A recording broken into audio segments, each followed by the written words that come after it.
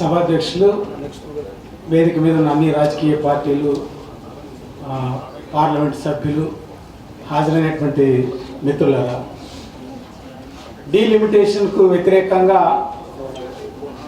ఆలోచన అనేది అలజడిగా మారింది. ఈ అలజడి ఆందోళన రూపమై ఉద్యమం రూపంలోకి తీసుకుంటే తప్ప దీన్ని వెనక్కి నెట్టేటటువంటి పరిస్థితి లేదనేటువంటిది సిపిఎంఎల్ మాస్ లైన్గా మేము ఈ సందర్భంగా భావిస్తూ ఉన్నాం. ఈ డీలిమిటేషన్కు వ్యతిరేకంగా మొదట్లో కాంగ్రెస్ పార్టీ మల్లు భట్టి విక్రమార్క ఆధ్వర్యంలో అసెంబ్లీలో ఒక సమావేశం ఏర్పాటు చేశారు. అక్కడ కూడా మేము చాలా స్పష్టంగా అసెంబ్లీలో కూడా దీన్ని తీర్మానం చేసి పైకి పంపాల్సిన అవసరం ఉందనేటువంటిది కూడా మేము ఆ సందర్భంగా చెప్పాం, ఈ సందర్భంగా కూడా చెప్తా ఉన్నాం.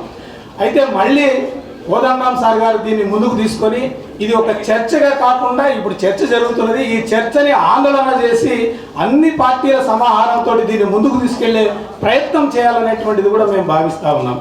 వాస్తవానికి ఈ డీలిమిటేషన్ అనేటువంటిది పెద్ద ప్రమాదకరమైనటువంటిది. ఈరోజు భారతదేశంలో ఒక విద్వేషాన్ని సృష్టించేటటువంటిది. ఇప్పుడు ఆల్రెడీగా మత విద్వేషంతో రగిలిస్తున్నటువంటి భారతీయ జనతా పార్టీ ఇప్పుడు ప్రాంతాలు మా ప్రాంతం తక్కువ మా ప్రాంతం తక్కువ అనేటువంటి పరిస్థితుల్లో రాష్ట్రాలకు ఉద్యమం వచ్చింది. కానీ ఇప్పుడు దేశానికే విద్వేషం వచ్చేటటువంటి పరిస్థితి, అంటే ఉత్తరాది ఒకవైపు, దక్షిణాది ఒకవైపు, మీ ఈశాన్యం ఒకవైపు అనే స్థితి అనేటటువంటిది భారతదేశంలో ముందు రానుందనేటటువంటిది ఈ డీలిమిటేషన్ ద్వారా మనకు చాలా స్పష్టమవుతున్నటువంటి స్థితి మనకు కనపడుతున్నది. అంటే ఇందులో మన ఎంపీ రవికుమార్ గారు కూడా చెప్పారు, దీన్ని అమలు చేస్తే యూపీ 80 సీట్లు 143 అవుతాయి, బీహార్ 40 ఉంటే 79 అవుతాయి, రాజస్థాన్ 25 ఉంటే 50 అవుతాయి, మధ్యప్రదేశ్ 29 ఉంటే 52 అవుతాయి. అంటే 179 స్థానాలకు గాను 324 స్థానాలు డీలిమిటేషన్ తర్వాత అవుతాయి. అంటే 150 స్థానాలు పెరుగుతాయి అన్నమాట.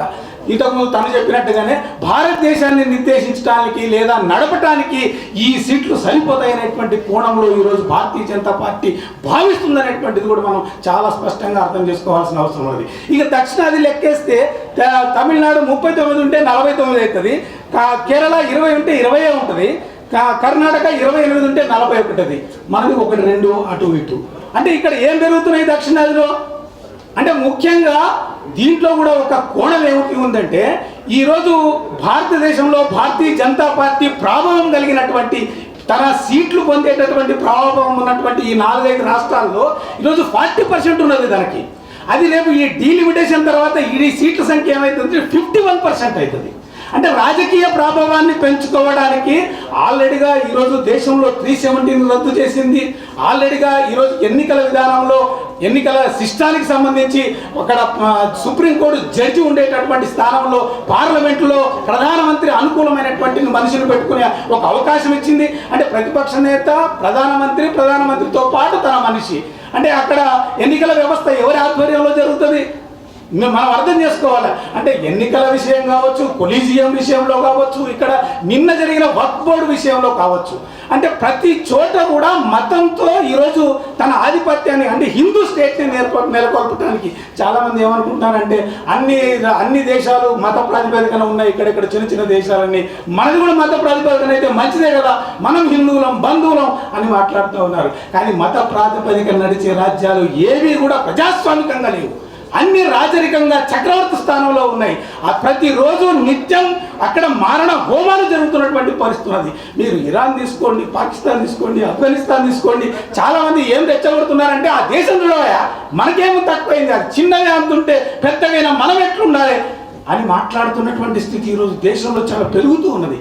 ఇది చాలామంది కూడా ఏమంటారంటే పార్టీల వాళ్ళు ఏం చేయట్లేదంటే పార్టీల వాళ్ళు చాలా ప్రయత్నం చేస్తూ ఉన్నారు. కానీ ఈరోజు మతం అనేటటువంటిది, మత ఉన్మాదం అనేటటువంటిది ఉదాహరణకు మా ఉంది ఒక 10-15 సంవత్సరాలుగా లెఫ్ట్గా ఆ ఊర్లో ఉన్నది.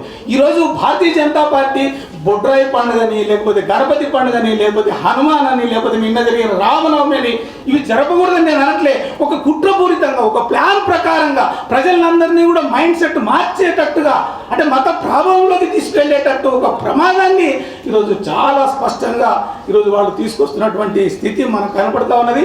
ఒకటేంటంటే జనాభాని తగ్గించాలని చెప్పి ప్రభుత్వాలే చెప్పి అనేక మంది ఆపరేషన్లు చేసుకుంటే డబ్బులు కట్టించినటువంటి స్థితిలో దక్షిణ భారతదేశం అనేది చాలా బాగా అమలు చేసింది సంతానోత్పత్తి అనేది తగ్గించేటటువంటిది. వాళ్ళేమో చాలా మనకేమో 1.8 ఉంటే బీహార్ 3% పెంచుతుంది, 3% ఉన్న దానికి. అంటే మనం ఇక్కడ ఉండే ఫర్టిలిటీ రేటు ఇక్కడికి అక్కడికి డబల్ ఉందన్నమాట. అయితే ఇట్లా తగ్గించడం అనేటటువంటి దానికి వాళ్ళు శిక్షిస్తున్నారు, పెంచుకున్న వాళ్ళకేమో బహుమతి ఇస్తున్నారు. ఇది ఈరోజు జరుగుతున్నటువంటి స్థితి మనకు ఈ దేశంలో కనపడుతున్నది. అంటే మన వాళ్ళు ఒక మాట అన్నారు, ఎన్ని రోజులు వాయిదా వేద్దామని. వాయిదా వేయడం అంటే కొన్ని లెక్కలు కూడా ఏం చెప్తున్నాయంటే 2050 నాటికి దేశమంతా ఒకే ఫర్టిలిటీ వచ్చేటటువంటి పరిస్థితి ఉందనేటువంటిది కూడా ఒక అంచనా ఉన్నది.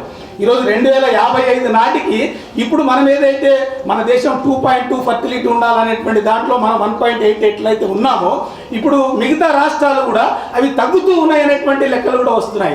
అందుకనే దాని ప్రకారం కూడా వాయిదా వేయడానికి కూడా అవకాశం ఉందనేటువంటిది కూడా మనం అర్థం చేసుకోవచ్చు.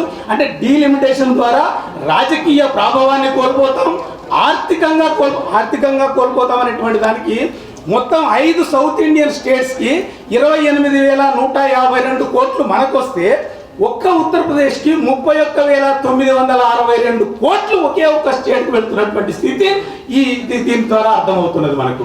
అంటే దీన్ని మనం ఎట్లా అర్థం చేసుకోవాలి?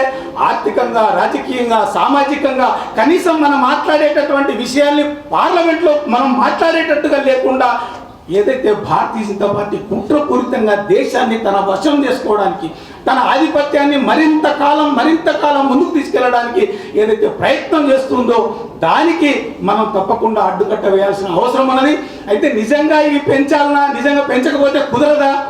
1911లో అమెరికాలో 9.42 కోట్లు ఉండేటటువంటి జనాభా ఈరోజు అది 34 కోట్లు అయింది. అమెరికాలో 9 కోట్లు ఉన్నది 34 కోట్లు అయింది. అక్కడ 435 సీట్లే ఉన్నాయి, ఈ రోజుకు పెంచలేదు. అమెరికా ఒకే సిస్టంలో నడుస్తున్నది. అంతేకాకుండా ఈరోజు సెనేట్ అనేటువంటి దానికి రాష్ట్రాలకు ఒక్కొక్క రాష్ట్రానికి 2 సీట్లు ఇచ్చేటటువంటి స్థితి ఉన్నది. ఈ 2 సీట్లలో 50 స్టేట్స్ ఉన్నాయి. 50 × 2 100 సెనేట్లు. అంటే రాష్ట్రాలకు సమానమైనటువంటి హక్కులు ఇవ్వాలనేటువంటి ఒక శాస్త్రీయ సిద్ధాంతం కూడా